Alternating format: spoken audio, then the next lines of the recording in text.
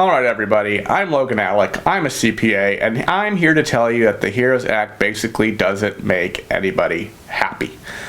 But before we get into that, right now, as I'm recording this video on Friday, May 15th, the House is voting on a resolution, and they might be done with it by the time you watch this, but they're voting on a resolution to allow representatives to vote by proxy, meaning that a representative can designate another representative to vote on their behalf if they give them exact instructions, and this is for when, and I quote, during a public health emergency due to a novel coronavirus and for other purposes. So obviously, this allows members of the House to vote remotely through another representative, even if they aren't physically present, right, to limit physical, contact, interaction, social distancing, and all that. This resolution will likely pass, okay? And then later today, the House is going to vote some by proxy on the HEROES Act, right? Some by proxy if the proxy resolution passes, which it probably will. So later today, the House will vote on the HEROES Act, and this will likely pass the House as well.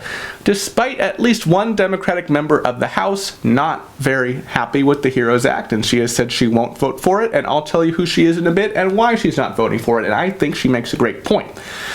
But first, Mitch McConnell, who is also not happy with the HEROES Act, said in an interview yesterday, well, he gave us two interesting tidbits in an interview yesterday. So this first one, just real quick, because it's not directly stimulus related, he admitted he was wrong when he said that the Obama administration didn't leave any kind of game plan for a pandemic situation. You said that the previous administration didn't leave a plan. They pushed back against that. I was wrong. They did leave behind a plan, so I clearly made a mistake in that regard.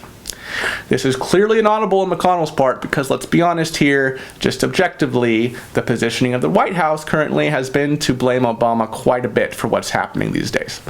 Beyond that, McConnell also said that there is a high likelihood, those are his words, high likelihood that an additional coronavirus relief bill will be needed, but the timing is just not right now. This is what we've been saying on the channel. Republicans are not opposed to future stimulus, future relief.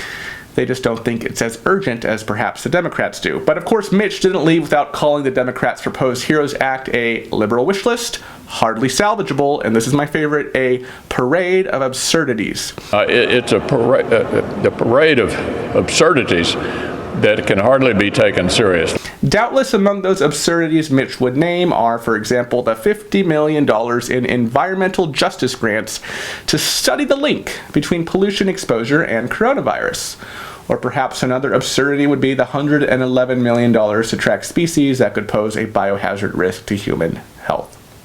Regardless, this hasn't stopped environmental groups from saying that the HEROES Act does not do enough for the environment. Even environmental groups, they are not happy with the HEROES Act. For example, 350 Action, a group devoted to mobilizing progressive voters, getting climate champions elected, holding fossil-fueled politicians accountable, supporting frontline partners, and training young movement leaders, has released a set of demands, not suggestions, but demands that includes banning the use of stimulus bill funds for the fossil fuel industry and other nasty polluters, prohibiting construction by the fossil fuel industry and other nasty polluters, stopping the sale of leases for fossil fuel extraction on public lands, and more. I'll put a link to their demands in the description.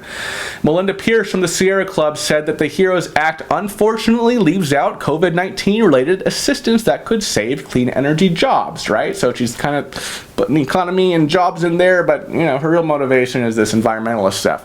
Bracken Hendricks, who is the co-founder of some environmentalist nonprofit, I never heard of it, but it's called Evergreen, he chided Pelosi and company for not, and I quote, leading into and standing up for emerging clean energy industries that are suffering right now. He said that he doesn't think that the level of ambition or urgency in the current package reflects the real urgency of the moment. And frankly, look, I just look at these cats and these people with their snide little calls to lean in to clean energy. And I'm just like, man, are you completely tone deaf to what's going on right now? I mean, there's a time and place for talking about saving the environment and transitioning to clean energy. There's no doubt about that. But that time is not now. My goodness. Like, Mitch has already called the HEROES Act a parade of absurdities, and you want to add more things that would be absurdities in his view? Is that what you really want right now? Like, look, they may not actually be absurdities, right? And those things definitely are not absurdities to these folks. But right now is a time when we have to think practically in the time of a crisis, okay? And I think this speaks to a bigger issue. The HEROES Act doesn't really please anybody. It certainly doesn't please the Senate Majority Leader, who's called it a parade of absurdities. It doesn't please the President of the United States, who's called it dead on arrival, along with Lindsey Graham. It doesn't please you, the people, with its weak stimulus direct payment proposal, and it doesn't even please all Democratic members of the House. I told you yesterday that Pete King, a Republican, will be voting yes in favor of the HEROES Act today, but at least one Democratic member of the House has said that she will not be voting in favor of it. Who is this? Kendra Horne of Oklahoma, Democratic politician from a red state. Oklahoma hasn't voted for a Democratic candidate in the presidential election since Lyndon Johnson in 1964. This is kind of the opposite of the Republican defector Pete King, who's a Republican politician from a blue state, but I digress.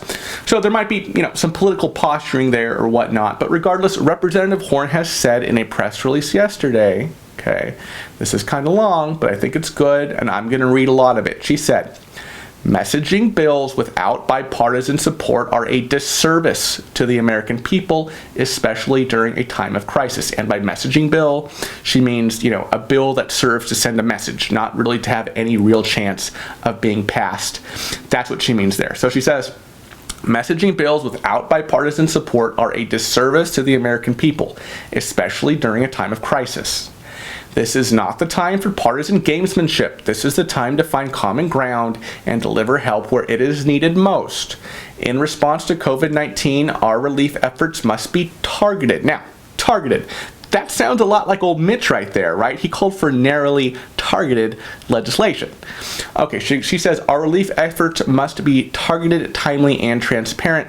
The HEROES Act does not meet those standards. To deliver timely relief, we must put aside proposals that lack bipartisan public support and work to negotiate a legislative package that can pass both houses of Congress and earn the support of the White House. Transparency requires time for public debate and discussion. We must work with our Republican colleagues and leadership in the Senate to negotiate a targeted relief bill that is aimed squarely at the health and economic challenges we face. She goes on to say, unfortunately, the HEROES Act contains many measures unrelated to direct COVID-19 relief, as well as, get this, political pet projects. I urge congressional leadership to put aside any desire to use this as a political opportunity and instead focus on getting results in a bipartisan and bicameral way. The American people need our help, and we must deliver in a way that is responsive to the needs of our communities and is a responsible use of taxpayer dollars. I love this. I love all of this. And after having spent some time digesting this bill over the past couple days and sharing with you pertinent aspects in various videos I've released over the past couple days, I do have to ask myself, Nancy Pelosi, why are you wasting time with this bill that you know has no chance of passing? I mean, she said it herself yesterday in a press conference. She said, so now we're putting our offer on the table. We're open to negotiation. That's exactly what she said. Okay, so you're open to negotiation? You realize that the Senate is held by Republicans, and the president, who himself has called this thing dead on arrival, is a Republican, right?